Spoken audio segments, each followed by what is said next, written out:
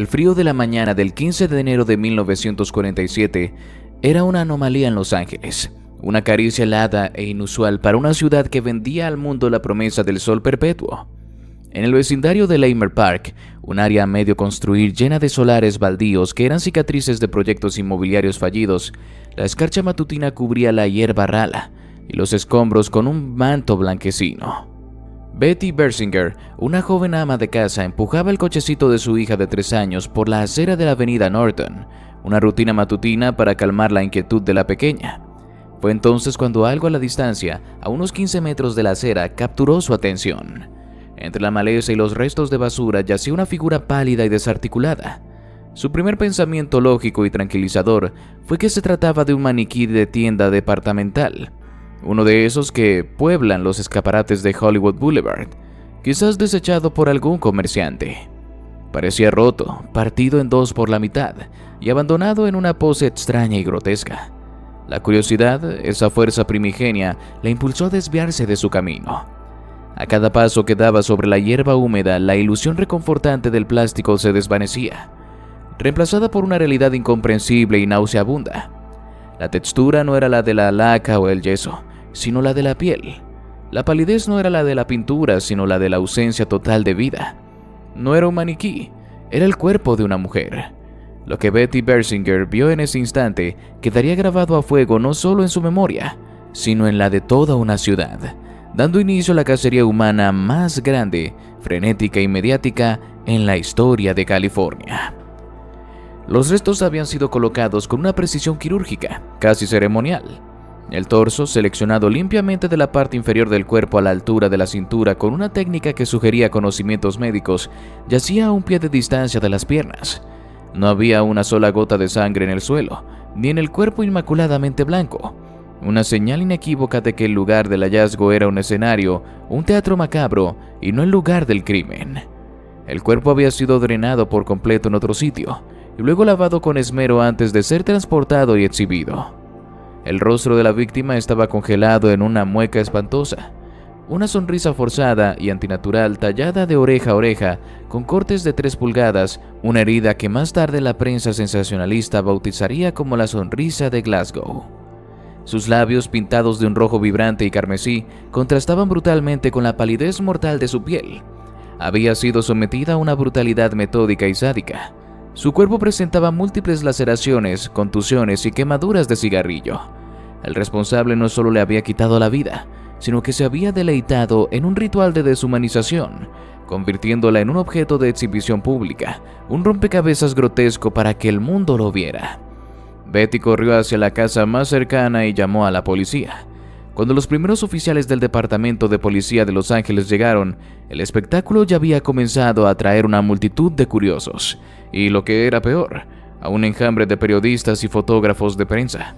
Los flashes de las cámaras iluminaban la escena con destellos estroboscópicos, capturando la imagen que pronto estaría en la portada de todos los periódicos del país, inmortalizando el horror. En ese momento la víctima no tenía nombre, era solo un cuerpo, una incógnita, Jane Doe número 1. Nadie sabía aún que estaban contemplando el trágico final de Elizabeth Short, una joven de 22 años cuyo sueño de convertirse en estrella la había llevado a la ciudad de Los Ángeles, solo para convertirla en la protagonista de su pesadilla más oscura y duradera. El misterio de la Dalia Negra acababa de nacer. Para entender el final debemos rebobinar y volver al principio, a la vida de la mujer detrás del mito. Elizabeth Short, o Beth, como prefería que la llamaran, no era la figura enigmática y fatal que la prensa construiría a base de insinuaciones y mentiras. Era en muchos sentidos un producto de su tiempo, una joven marcada por las privaciones de la Gran Depresión y la agitación de la Segunda Guerra Mundial. Nacida en Hyde Park, un suburbio de Boston, Massachusetts, era la tercera de 5 hermanas en una familia de clase trabajadora. La estabilidad de su infancia se fracturó cuando su padre, Cleo Short, quien habría perdido sus ahorros en el crack del 29, estacionó su coche junto a un puente y desapareció, llevando a todos a creer que se había quitado la vida. Años más tarde se descubriría que había fingido su final para abandonar a su esposa Phoebe y a sus hijas, mudándose a California. Beth creció con problemas respiratorios crónicos, lo que la obligó a pasar los inviernos en el clima cálido de Florida. lejos del aire gélido de Nueva Inglaterra. Esta vida nómada y fragmentada forjó en ella un espíritu inquieto y un anhelo constante de afecto y estabilidad que, trágicamente, nunca encontraría. Era conocida por su belleza striking y su estilo particular. Poseía una melena de cabello negro azabache, que contrastaba con sus ojos de un azul pálido casi translúcido y una piel de porcelana. Se vestía casi exclusivamente de negro, a menudo adornando su cabello con flores, cultivando una imagen que era a la vez elegante y melancólica. Pero detrás de esa fachada cuidadosamente construida había una profunda vulnerabilidad. No tenía un talento excepcional para la actuación, ni una voz privilegiada para el canto. Su único capital real era su apariencia y su sueño. Un sueño compartido por miles de jóvenes que llegaban en trenes y autobuses a Hollywood cada año con la esperanza de ser descubiertas en una fuente de sodas, como en las películas. En los meses previos a su desaparición, la vida de Beth era un torbellino de trabajos precarios como camarera, relaciones fugaces con militares y hombres que pasaban por su vida, y una constante búsqueda de un lugar donde pasar la noche. Se movía por un circuito de pensiones baratas, apartamentos compartidos y sofás de amigos y conocidos, viviendo siempre al borde de la indigencia, pero manteniendo la apariencia de que todo estaba bajo control. Su última relación seria había sido con un piloto condecorado de la Fuerza Aérea del Ejército, el mayor Matthew Michael Gordon Jr., a quien conoció en Florida. Él le propuso matrimonio en una carta desde la India, donde estaba destinado a participar en las operaciones de la posguerra. Beth aceptó, viendo en él la promesa de un futuro seguro y el amor que tanto anhelaba. Pero la tragedia, una compañera constante en su vida, volvió a golpear. El 10 de agosto de 1945, el avión de Gordon se estrelló en la India, dejándola con el corazón roto y otro sueño desvanecido.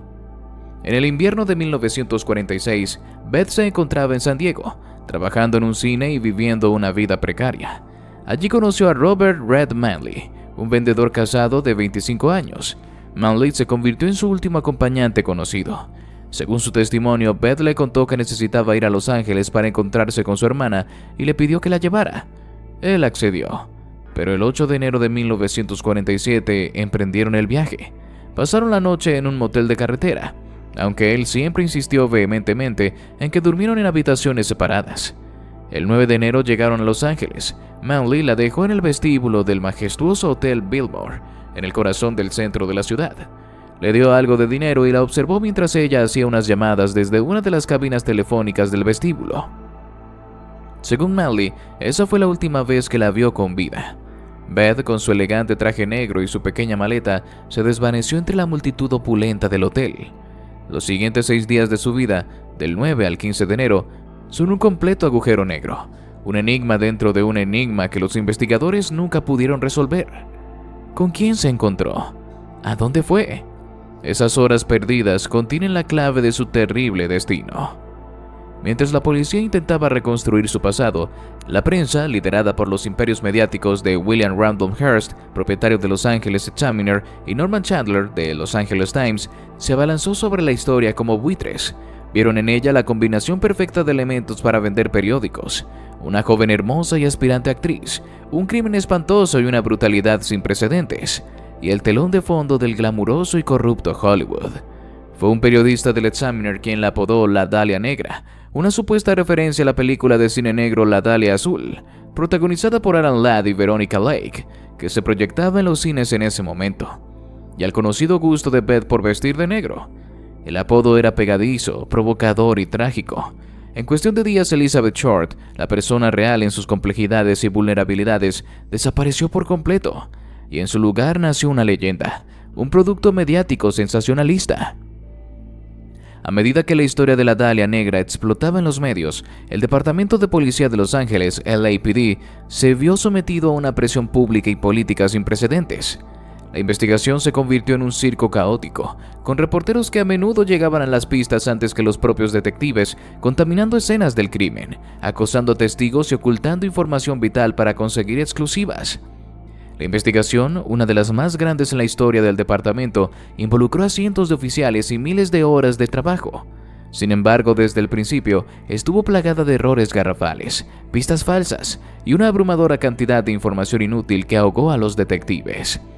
El primer gran avance, o eso pareció en su momento, llegó el 24 de enero, 9 días después del descubrimiento del cuerpo. La oficina de Los Angeles Examiner recibió una llamada anónima. El hombre al otro lado de la línea, con una voz tranquila y calculadora, dijo que se sentía culpable por el crimen y que pronto enviaría por correo algunas de las pertenencias de Beth para exculparse. Unos días después, un paquete envuelto en papel de Manila llegó al periódico. Dentro había una colección de objetos personales, el certificado de nacimiento de Elizabeth Short, tarjetas de visita, fotografías de su pasado, recibos y, lo más intrigante, una agenda con el nombre de Mark Hansen grabado en relieve en la portada. La policía examinó el paquete con cuidado. Había sido limpiado meticulosamente con gasolina, un método eficaz para borrar cualquier huella dactilar. Era la obra de alguien calculador y metódico, alguien que disfrutaba del juego del gato y el ratón con las autoridades y los medios. La lista de sospechosos no hizo más que crecer, convirtiéndose en un quién es quién de la sociedad de Los Ángeles. Cada pista parecía llevar a un nuevo callejón sin salida, y la historia que estamos contando es solo la punta del iceberg de un misterio que se hace más profundo con cada detalle. Si estas crónicas de la vida real que marcaron la historia te intrigan, considera apoyar al canal con un me gusta. Ayuda a que estas narrativas lleguen a más personas que, como tú, buscan entender las sombras del pasado. Todas las miradas se centraron inmediatamente en Mark Hansen, el dueño de la agenda. Hansen era un conocido y adinerado propietario de clubes nocturnos y teatros de Hollywood, un hombre con profundas conexiones tanto en las altas esferas de la industria del cine como en los bajos fondos de la ciudad. Beth se había alojado brevemente en su casa, una especie de pensión informal que mantenía para aspirantes a actrices. Hansen se convirtió en uno de los principales sospechosos. Durante los interrogatorios, admitió que Beth se había alojado en su casa, pero afirmó que ella había rechazado sus insinuaciones románticas y que él no tenía nada que ver con su trágico final.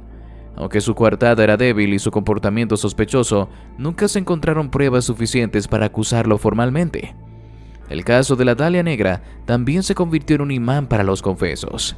A lo largo de los años, más de 50 personas, en su mayoría hombres, se presentaron ante la policía o los periódicos, afirmando ser el responsable del crimen. Cada confesión, por inverosímil que pareciera, tenía que ser investigada, desviando recursos valiosos de pistas más prometedoras. La mayoría resultaron ser mentiras de individuos que buscaban sus 15 minutos de fama o que sufrían de graves problemas mentales. Sin embargo, algunas de las confesiones eran inquietantemente detalladas, lo que obligaba a la policía a tomarlas en serio, al menos temporalmente, hasta que se desmoronaban bajo escrutinio. Mientras tanto, el perpetrador real, si es que no era uno de los sospechosos ya investigados, seguía jugando con la prensa y la policía. Envió varias cartas más, algunas de ellas un macabro collage de palabras y letras recortadas de periódicos y revistas, burlándose de los esfuerzos de los investigadores. Aquí hay más de las pertenencias de Dalia, decía una nota. La carta llegará en una semana. Su audacia era tan impactante como su crueldad. Parecía disfrutar de la tensión, del caos que había creado, moviendo los hilos desde las sombras, mientras la ciudad entera contenía la respiración.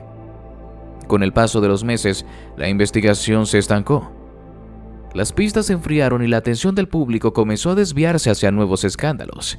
El caso de la Dalia Negra se convirtió en una herida abierta en la conciencia de Los Ángeles, un recordatorio constante de la oscuridad que se escondía bajo la superficie dorada de Hollywood. Se convirtió en una historia de advertencia para los miles de jóvenes que llegaban a la ciudad con estrellas en los ojos, un símbolo de los sueños rotos y el peligro de perseguir la fama a cualquier costo. Los detectives originales que trabajaron en el caso se jubilaron o fallecieron. Las pruebas físicas se perdieron o se degradaron con el tiempo, y los testigos clave desaparecieron o sus memorias se volvieron poco fiables. El caso nunca se cerró oficialmente, pero pasó a la categoría de inactivo, acumulando polvo en los archivos del LAPD, transformándose de un crimen urgente a una pieza de folclore oscuro. Aunque la investigación oficial se desvaneció, la obsesión pública y cultural por el caso de la Dalia Negra nunca murió. Se convirtió en un pilar de la mitología del crimen estadounidense, inspirando innumerables novelas, películas y documentales. Cada cierto tiempo, un nuevo libro o un nuevo investigador aficionado afirmaba haber resuelto finalmente el misterio, presentando a un nuevo sospechoso con un mosaico de pruebas circunstanciales, pero a menudo convincentes. De todas estas teorías, una de las más persistentes, detalladas y fascinantes fue la propuesta por Steve Howdell, un condecorado detective de homicidios retirado del LAPD. En su libro de 2003, Black Dahlia Avenger, Howdell presentó un caso abrumador y profundamente personal contra su propio padre, el Dr. George Howdell. George Howdell no era un sospechoso cualquiera, era un cirujano brillante, un especialista en enfermedades venéreas que dirigía una clínica de éxito y un miembro prominente de la alta sociedad de Los Ángeles. Tenía un coeficiente intelectual de genio, 186, y formaba parte de un círculo de artistas e intelectuales surrealistas, entre ellos el famoso fotógrafo Man Ray y el director de cine John Huston. Pero detrás de su fachada de responsabilidad y genio, el Dr. Howdell era un hombre con secretos oscuros y depravados. Tenía un historial documentado de comportamiento predatorio y había sido el principal sospechoso en la investigación del fallecimiento de su propia secretaria, Ruth Spalding. Además, había sido acusado de abusar de su propia hija, Tamar, en un juicio que conmocionó a la ciudad y del que fue absuelto, probablemente gracias a sus poderosas conexiones. Tras la muerte de su padre, Steve Howdell comenzó a investigar, y lo que descubrió fue escalofriante.